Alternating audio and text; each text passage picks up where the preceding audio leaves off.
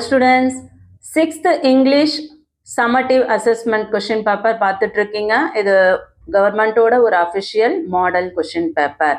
எவ்வளோ marks exam நடந்திருக்கு? 60 மார்க்ஸ்க்கு நடத்தியிருக்காங்க. இதில் என்னென்ன இம்பார்ட்டன்ட் கொஷின்ஸ்லாம் நீங்கள் கண்டிப்பாக படிச்சிருக்கணும் அப்படின்னு நான் சொல்கிறேன். யூடியூப்பில் போடுற வீடியோஸ் எல்லாமே வந்து அப்படியே உங்கள் டிஸ்ட்ரிக்க்கு சேமாக வரும்னு சொல்லிட்டு ஏமாந்து போக வேண்டாம் செல்லங்களா. நீங்கள் பார்க்கக்கூடிய எல்லா வீடியோஸும் எந்த சேனலில் வீடியோஸ் பார்த்தீங்கன்னாலும் எல்லாமே இம்பார்ட்டன்ட் கொஷின்ஸ் அப்படின்னு புரிஞ்சுக்கிட்டு படிங்க கண்ணுங்களா. அதை விட்டுட்டு இது அப்படியே வரும்னு சொல்லிட்டு போயிட்டு ஏமாந்து வராதிங்க. ஸோ இந்த கொஷின் பேப்பரில் என்னென்ன கொஷின்ஸ்லாம் உங்களுக்கு தெரியலையோ அதெல்லாம் படிங்க சரிங்களா. ஏன்னா இதெல்லாம் இம்பார்ட்டன்ட். இது வந்து மாடல் கொஷின் பேப்பர் அப்படின்னா இந்த பேட்டர்னில் உங்களுக்கு கேட்பாங்க அப்படின்னு சொல்லியிருக்காங்க சரிங்களா.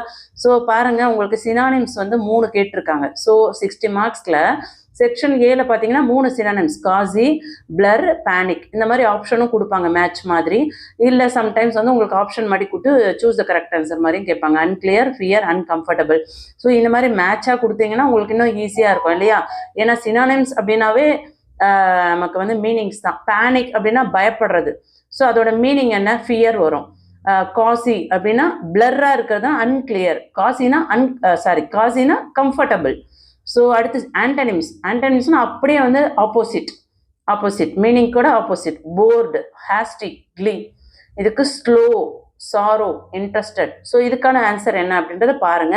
Choose the correct answer. So இதுவுமே வந்து புக்கில் உங்களுக்கு புக் பேக்கில் இருக்கிறதுலேருந்து தான் கேட்குறாங்க. ஸோ இதற்கான ஆன்சர் என்ன அப்படின்றத நல்லா படிங்க.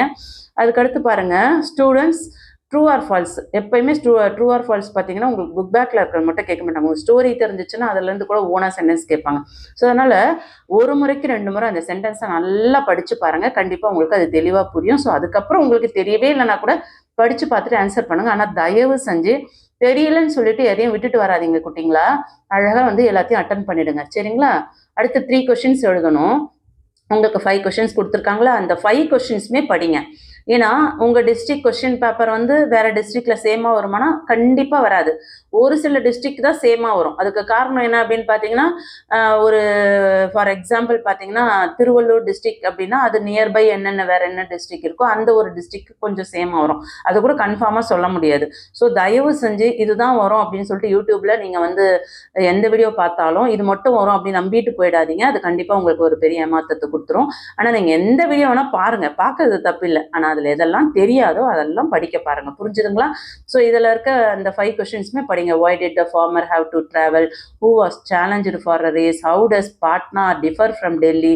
Which sight made the farmer thankful? Why did the trees become a green blur? இதில் வந்து கண்டிப்பாக உங்களுக்கு மேக்ஸிமம் கொஷின்ஸ் வர்றதுக்கு வாய்ப்புகள் அதிகமாக இருக்குது. அதே மாதிரி மெமரி, சம்மர் கம் ஸ்டார்ட் ஆகி அண்ட் டோட்ஸ்ன்னு முடிகிற மெமரியை நல்லா பார்த்துக்கோங்க. இது மட்டும் வரும்னு சொல்ல முடியாது. 1 மார்க் கொஷின்ஸ் பார்த்தீங்கன்னா உங்களுக்கு அப்ரிஷியேஷனில் ஒரு போயட்டிக் லைன் கொடுத்துட்டு அதுலேருந்து கொஷின்ஸ் கேட்குறாங்க. ஸோ ஓகே, இது நல்லா பார்த்துக்கோங்க. Rhyming words, alliteration words. So ஒரே ஒரு விஷயம் தான், தெரியல அப்படின்னா தயவு செஞ்சு விட்டுட்டு வராதிங்க.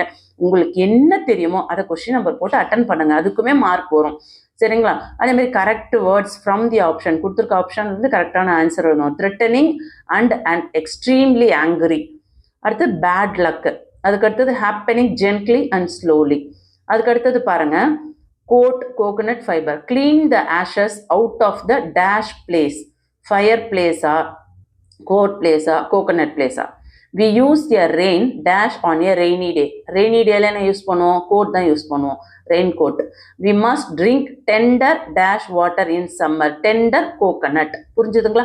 ஸோ ஆல்ரெடி நான் ஒரு கொஷின் பேப்பர் அப்லோட் பண்ணேன். அதுலேயும் வந்து இதே மாதிரி கொஷின்ஸ் தான் கேட்குறாங்க. அதனால தான் சொல்கிறேன், எல்லா கொஷின் பேப்பர் ப்ராக்டிஸ் பண்ணுங்கள். அதில் சூப்பராக மார்க்ஸ் ஸ்கோர் பண்ணலாம். ஒரு கொஷின் பேப்பரில் நீங்கள் நான் யூடியூப்பில் போடுற ஒரு 5-6 சேனல் கூட பாருங்கள். எல்லாரும் என்னென்ன போடுறாங்களோ எல்லாத்தையும் நோட் பண்ணி அதில் இருக்கிறத படிங்க.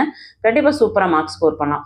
அதே மாதிரி பாருங்கள், I ate a dash of grapes, punch of grapes. இதுவுமே வந்து அப்படியே கேட்டிருந்தாங்க.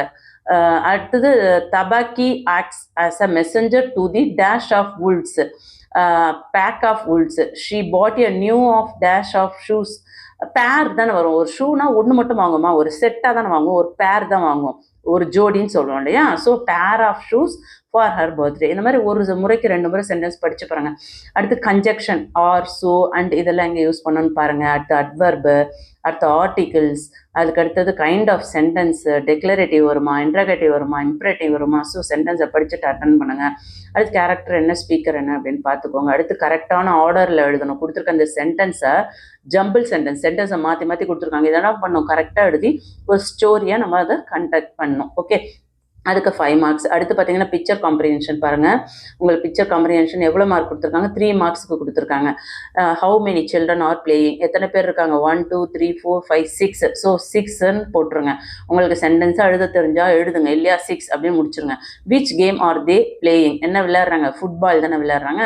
So football. What is your favourite game, உங்களுக்கு என்ன ஃபேவரட் கேம் பிடிக்கும்? ஃபுட்பால்னு போடுங்க, இல்லை ஹாக்கின்னு போடுங்க, கிரிக்கெட் போடுங்க, உங்களுக்கு என்ன பிடிக்குமோ அழகாக. இதில் வந்து அழகாக 3 மார்க் எடுத்துடலாம், இல்லையா?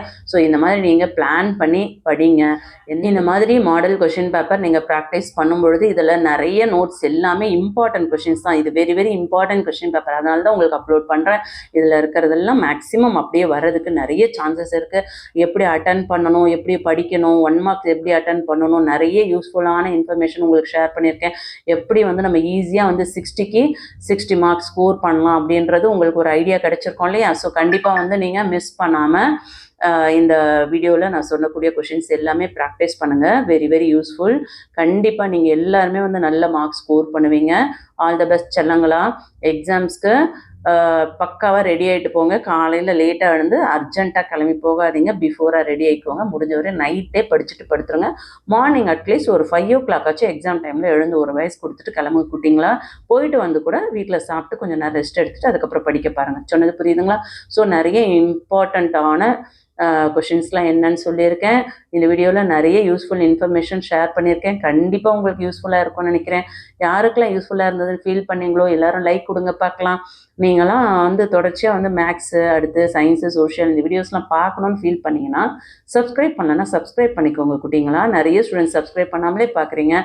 எதுக்காக சப்ஸ்கிரைப் பண்ண மறந்துடுறீங்கன்னு தெரியல. ஆன்ட்டி போகிற வீடியோ உங்களுக்கு யூஸ்ஃபுல்லாக இல்லைன்னு ஃபீல் பண்ணுறீங்களா?